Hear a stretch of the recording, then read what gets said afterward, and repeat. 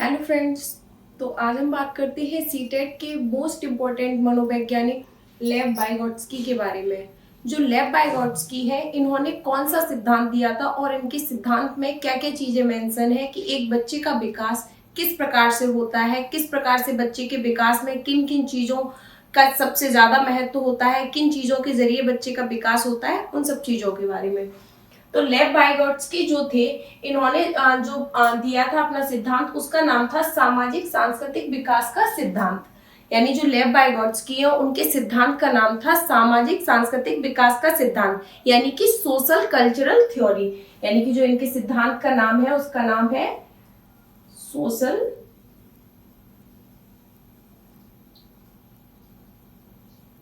Social cultural theory. तो ये जो लेव वाइगोट्स्की है, ये कहाँ के मनोवैज्ञानिक थे? तो ये जो लेव वाइगोट्स्की है, ये रूस के मनोवैज्ञानिक थे। यानी कि जो इनका निवास स्थान था वो रूस था। तो लेव वाइगोट्स्की जी कहते हैं कि बच्चा अपना विकास समाज से मिलकर करता है और बच्चा एक दूसरे से कनेक्ट करके सीखता है।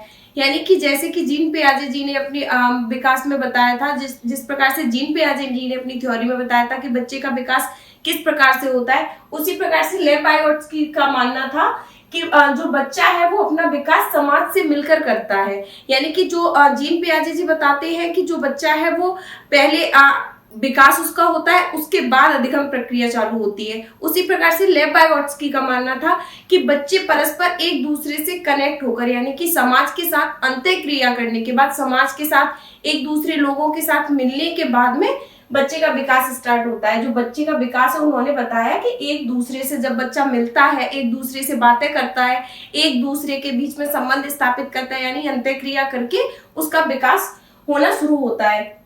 लेव वाइगोट्स्की जी मानते थे, उन्होंने कुछ इंपॉर्टेंट कॉन्सेप्ट बताए थे। उसमें उनका सबसे पहला कॉन्सेप्ट था जेडपीडी। यानी कि जो ये जेडपीडी है, सीटेट में कई बार ऐसे पूछा जाता है जेडपीडी की फुल फॉर्म क्या है। तो ये जेडपीडी है, इसकी फुल फॉर्म है जोन ऑफ प्रॉक्सिमल डेवलपमेंट। यानी इसका हिंदी में अर्थ क्या है? समीपस्थ निकट विकास का क्षेत्र। यानी कि कुछ चीजें जो समीप आकर, यानी कि निकटस्थ विकास का क्षेत्र, या किसी भी टाइप से जेडपीडी, या तो जेडपीडी का नाम दे दिया जाएगा, या फिर जोन ऑफ प्रॉक्सिमल डेवलपमेंट दे दिया जाएगा, या समीपस्थ विकास का क्षेत्र दे दिया जाए, या फिर निकट विकास का क्षेत्र दे दिया जाए। तो जो इन्होंने जो लेव वाइगोट्स्की है, इन्होंने अपना सबसे पहला बताया था। तो इसमें इन्होंने क्या बताया था?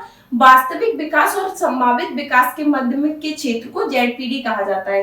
यानी कि अगर ये पूछा जाता है कि जेडपीडी कहते किसे है, तो जेडपीडी का मतलब होता है कि जो बच्चे का वास्तविक विकास होता है, यानी कि जो बच्चे का रियल जो डेवलपमेंट होता है, और समीपस्थ विकास, यानी कि वो जिस चीज को अचीव करना चाहता है, उस विकास के जो मध्य का, यानी कि जो बीच का पार्ट होता है, उसको बोलते हैं जोन ऑफ प्रॉक्सिमल डेवलपमेंट। यानी कि किसी बच्चे को टेट में जैसे कि क्वालिफाई करने के लिए जो उसके रियल नंबर आते हैं वो 80 मार्क्स आते हैं। यानी कि जो बच्चे ने जिस प्रकार से पढ़ाई की है, तो उसके रियल मार्क्स 80 आते हैं, और उसको क्वालिफाई मतलब उसका टोटल पेपर है, यानी कि जो संभावित है वो कितने का है? 150 नंबर का। तो जो इसके बीच का पार्ट होगा, यानी कि बच्चे को 90 मार्क्स अगर वो प्राप्त कर लेता है, तो बच्चे का विकास, यानी कि तो बच्चा टेट को क्लियर कर पाएगा, टेट को क्वालिफाई कर पाएगा। तो ये जो 90 मार्क्स के बीच का, यानी कि जो ये पार्ट पड़ता है, इसको बोलते हैं जेडपीडी। यानी कि बच्चे के वास्तविक विकास से लेके जो संभावित विकास होता है, उसके जो बीच का क्षेत्र होता है, उसको बोलते हैं जेडपीडी, यानी कि जोन ऑफ प्रॉक्सिमल डेवलपमेंट। दूसरी कॉन्सेप्ट इन्होंने दिया था स्के फोल्डिंग। यानी कि कई बार सीटेट में इस टाइप से भी क्वेश्चन पूछ लिया जाता है कि स्के फोल्डिंग वर्ड का यूज किसने किया है। तो स्के फोल्डिंग वर्ड का यूज किया है लेव वाइगोट्स्की ने। इसका दो नाम और है, जिसे बोलते हैं पाड़ या ढांचा। यानी कि इसको कई बार पाड़ भी बोलते हैं, कई बार ढांचा भी बोलते हैं। तो इसके फोल्डिंग किसे कहते हैं?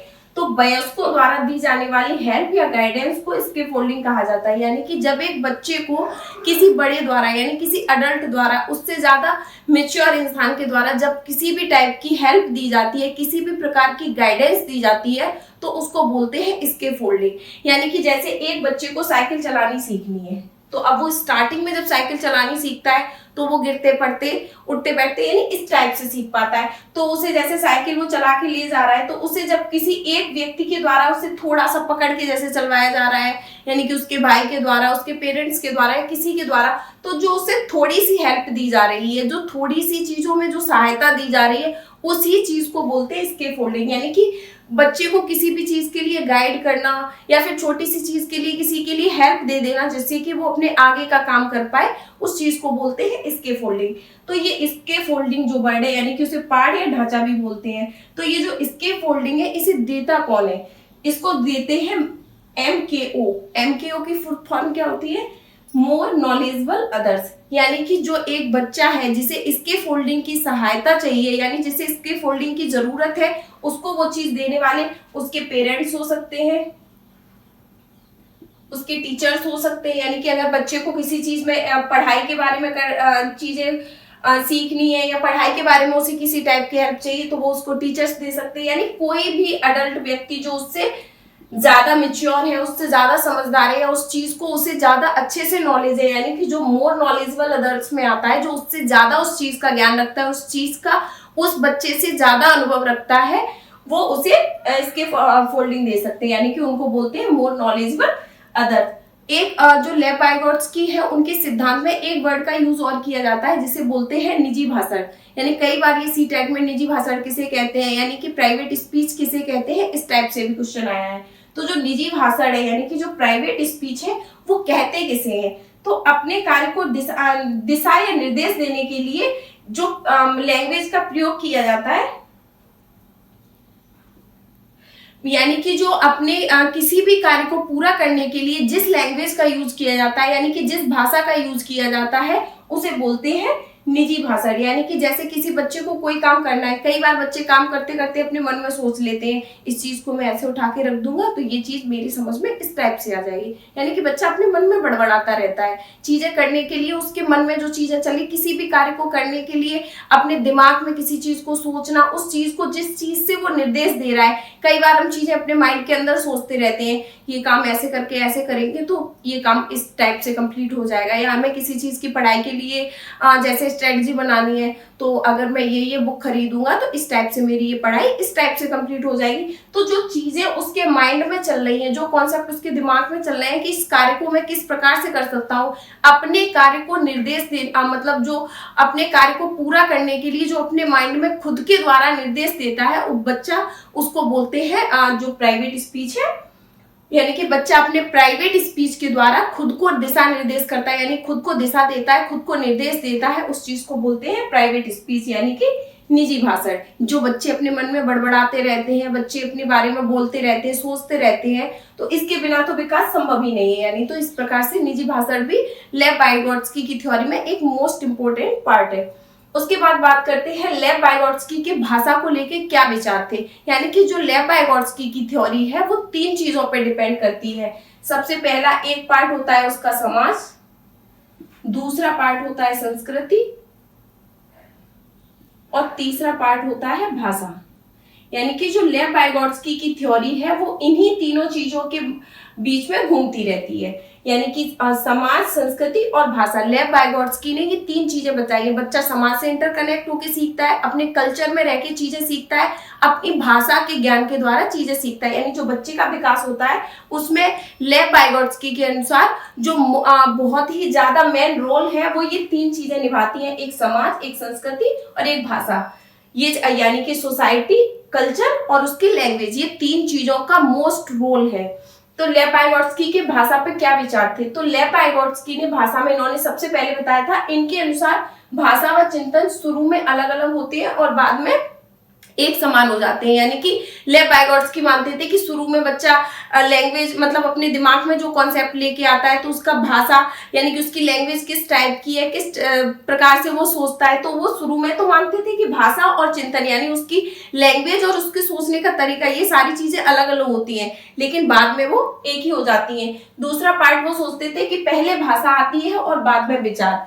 लेव वाइगोट्स्की का मानना था कि बच्चे के दिमाग में पहले बच्चा किसी भी चीज की लैंग्वेज को सीखता है, उसके बाद उसके दिमाग में थॉट्स आते हैं। जैसे कि जीन पियाजे जी मानते थे कि बच्चा का पहले विकास होता है, उसके बाद में मतलब बच्चा पहले अपनी चीजों की परिपक्वावस्था तक जाता है और उसके बाद उसका अधिगम होता है। यानी कि बच्चे का विकास पहले होता है और उसके बाद वो सीखता है। लेकिन लेव वाइगोट्स्की का मानना था कि बच्चे को पहले लैंग्वेज आनी चाहिए, उसके बाद उसके दिमाग में थॉट्स आते हैं, यानी उसके बाद उसके दिमाग में विचार आते हैं। तीसरा उन्होंने बताया था कि भाषा संज्ञानात्मक विकास को सुगम बनाती है, यानी कि जो लैंग्वेज है उसी के द्वारा हमारा जो माइंड का डेवलपमेंट है, हमारे जो दिमाग में जितने भी कॉन्सेप्ट बन रहे हैं, जितनी भी चीजें हम सीख रहे हैं, वो सब चीजें भाषा पे डिपेंड करती हैं। यानी कि जो भाषा है वही हमारे संज्ञानात्मक विकास को सुगम बनाती है। अब जिस टाइप से ये चीज सोच लो कि हमें किसी चीज, हम अपने दिमाग में कोई भी एक वर्ड भी सोचते हैं, वो चीजें पहले हमारे दिमाग में लैंग्वेज आती है, किसी लैंग्वेज में सोचते हैं हूं हाँ करके, तो कोई भी वर्ड सोचने से रहे।